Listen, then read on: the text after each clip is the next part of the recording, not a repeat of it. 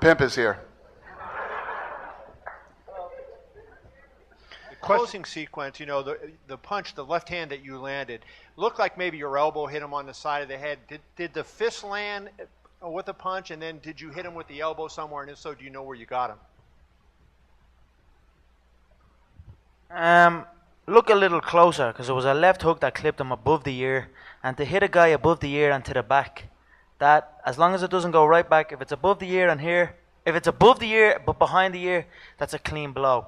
I had a discussion with Herb Dean right before the contest happened. So it was a clean blow, but I would have liked him to connect with the chin. I would have liked him to connect cleaner, but there's so much soft, beautiful tissue there that if you crack that little soft area, there's no coming back from that. So look a little closer. It was a legal shot, and that was that. Did you see that, Dana? What did you think of it? Because you had a better view than we did. We were on the other side of the cage. Yeah, no, it looked legal to me too. Did you think did the fist land at all, Conor? At no point did I get up and go, "Oh man, that was to the back of the head." Did the contact come with your elbow or your fist? No, it was the fist. I fell into it a little bit, to be honest. Looking back, I didn't like it. I double jabbed and I kind of fell into the left hook a little bit. The first I threw one before that where I just let the left hook ping and I didn't move my body too much, but it just cracked him. That was the one that hurt him. But the one that finished him, I fell into it a little bit, but it hit him with the fist at the back of the head but above the ear, which is a legal blow. At the end of the day, it was a clean shot, and that was that. For me, I don't like the way people look at the referee. Like, he didn't get up and complain. He knew it was a clean shot. If I got knocked out that way, I wouldn't be up here saying it was a illegal blow. I would recognize I was knocked out, and that was that. So did Dustin say anything to you, either in the ring or in the back? No, in the ring he was humble. Dustin is a good kid. I had no ill feelings towards Dustin. It was weird to me that he was like, I've never hated a guy as much as I hate this guy in my life, or something like that, he said. To me, that is weird. I cannot hate a man that has the same dreams as me. I have no emotion to them at the end of the day. I am on my journey. So he's a humble guy. He came to fight. And I have nothing but respect for these competitors. Make no mistake, I am cocky in prediction. I am confident in preparation. But I am always humble in victory or defeat. So I am humble here, and I am grateful for the opportunity that the UFC, Dana and Lorenzo, Uncle Frank IV have given me. I am grateful.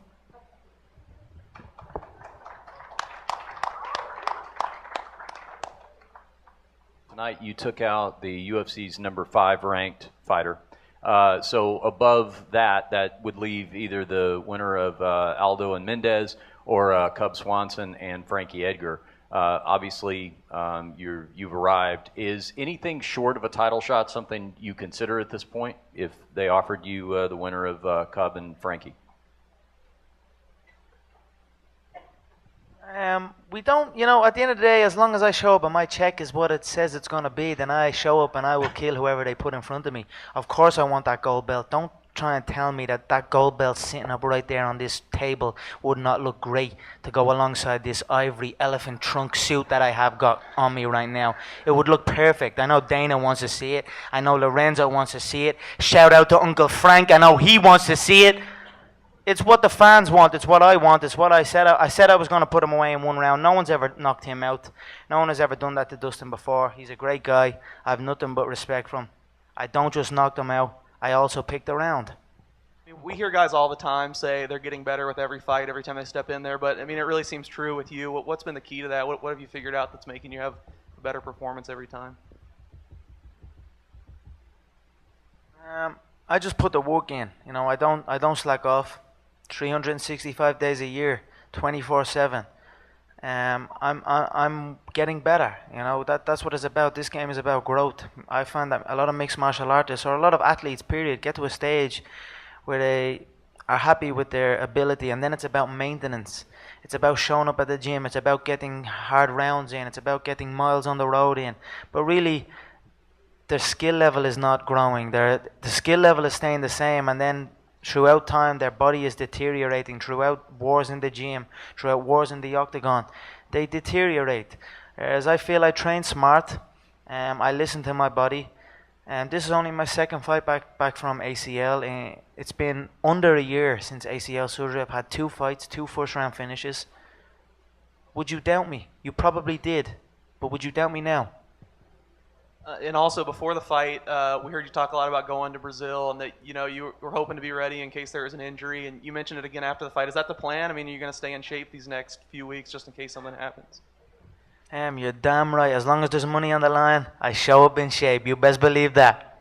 And lastly, you said the belt would look really good in front of you. Well, we heard you were carrying around the belt after the fight. What happened to it?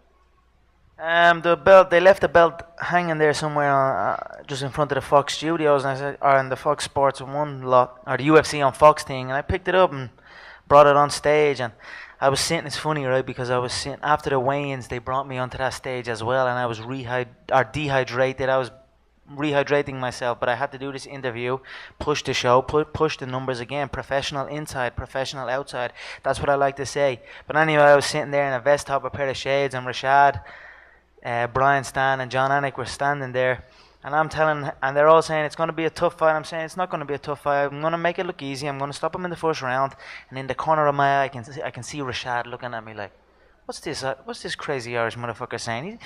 He's not, you know what I mean? I could sense doubt in him. So when they offered me to go up again, I went up, this elephant trunk ivory suit. Saw the belt, picked up the belt, put it on the table, and I said, "Now what, Rashad? I know you were doubting me. I know you doubted me." And that was that. He agreed he was doubting me. He didn't believe the hype, as he said. But it's beautiful. For me, I love this. I love proving people wrong and proving my support right. That's what it's about at the end of the day. This is all fun and games to me. I love it. I love my job. I whoop people for truckloads of cash. How could I hate this life? I love it so much. I am grateful every single day. Thanks.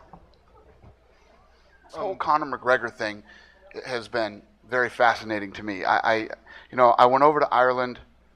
I received that award from Trinity College.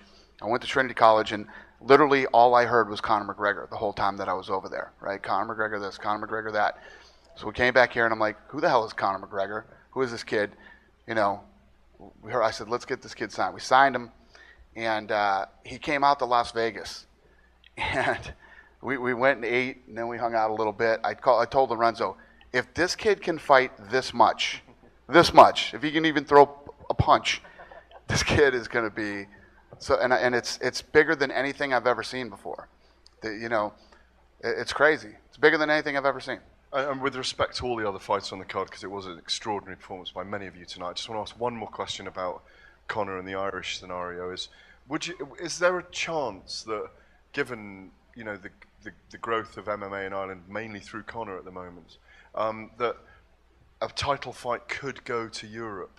With the following he's got, or would it have to be over here if he fought for the title? Yeah, the answer is yes. It could go to Europe. Yeah, absolutely. Thank you. Yep. Your coach John Kavanagh promoted Gunnar Nelson to brown belt in cage after a victory as well. You've been talking a lot about how you're a martial artist and this is prize fighting, you're in and out. What does that mean to you to get promoted to brown belt after a victory? 100%. It's an honor. Like, prize fighting is short. Get in, get rich, get out. But martial arts is a way of life. It's for life. And I've been with John since day one. So for John to give me a brown belt on a night where we did not grapple one bit, I am honored. How good does that mean I must be? I didn't even grapple to get a brown belt. I must be the best brown belt on earth. And just from that, speaking of, you said you enjoy money, you made over 1,800 disclosed dollars per second tonight in your performance. From the guy who celebrated... How do you know what I made? Disclosed, your new contract was 75,000 to fight, 75,000 to win, and 50. Don't you talk about my money, yeah? Don't ever talk about my money. You don't know what I make, yeah? Just after 60 G's in Sweden, it was your quote for the time. That must sound incredible to you tonight. I'm living good. What can I say? I'm over here. It's a beautiful thing. I'm gonna sit back and I'm gonna wait for the next couple of days till the pay-per-view numbers come out. I know I have the Irish support backing me. And I know this was my show. There's some phenomenal athletes. Mighty Mouse to me, Mighty Mouse is one of the top pound for pound martial artists out there at the minute. But I have no doubt that it was me bringing in the numbers. So I'm gonna sit back and I'm gonna keep an ear out for what the numbers have been, what them pay-per-view numbers have been. I'm not on the pay-per-view slot just yet, but I will be very soon. So I'm definitely interested to see what the numbers are, and hopefully they are a high number. And hopefully Uncle Frank, again, shout out Uncle Frank, looks after me.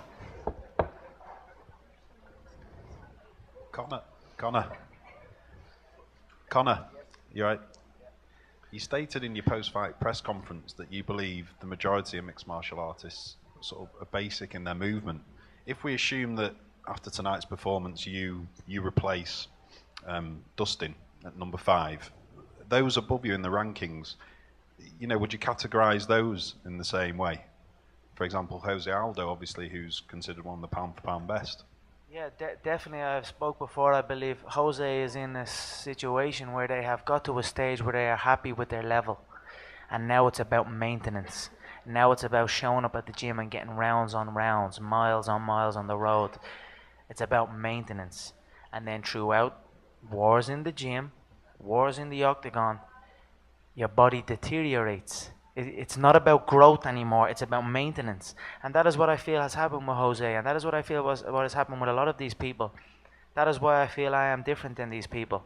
Again, at the end of the day, I have respect for everyone in there. But it's business. I'm out to get in, get rich, and get out. You know what I mean? So I have no problem getting in and eliminating these people and carrying on my journey. But I respect everyone, you know. Honestly, it took me back a little bit when Dustin was like, "I hate this guy." I was laughing my head off. I was like, "What? How could you hate a guy? We're on the same thing. We're all making money here. You know what I mean? We're all making money here doing this, chasing this dream." So that baffled me. But I hate no one. But at the end of the day, business is business. It's never personal. It can be cruel. It can be ruthless. But it is never personal. So one by one, I will eliminate the rest of them and make all my money and get out. And then who knows? Maybe I'll teach them a thing or two on my journey. There were the rumours leading up to the fight that you'd hurt your hand. You said that you'd torn some ligaments after the fight. How much of an impact did that have on your preparation? And was it ever a thought to pull out of the fight? Yeah, of course it affects preparation. My thumb was swollen, like it was like a little football coming out of my thumb. I couldn't grip. And I certainly couldn't punch. But again, this was about 4 or 5 weeks before the fight. I just simply improvised, adapted, and overcame. We can talk about Cole Miller, my previous opponent. 7 weeks before UFC main event, a big event. He pulled out 7 weeks because of torn ligaments in his thumb, and I couldn't understand that. So when it happened to me 4 weeks out, I knew I was going to overcome it, and that is what I done. I have a bulletproof mind. There's not a lot that can break me, and again, it's just a thumb. It's just a thumb. Improvise, adapt, and overcome, and that is what I done. Of course, you have these little battles with your head. You can't make a fist. You know, when you squeeze your fist and it hurts, it's like there's definitely doubt there. But I came out here to Las Vegas 2 weeks beforehand. Enjoyed the sunshine. The sunshine gave me a little boost.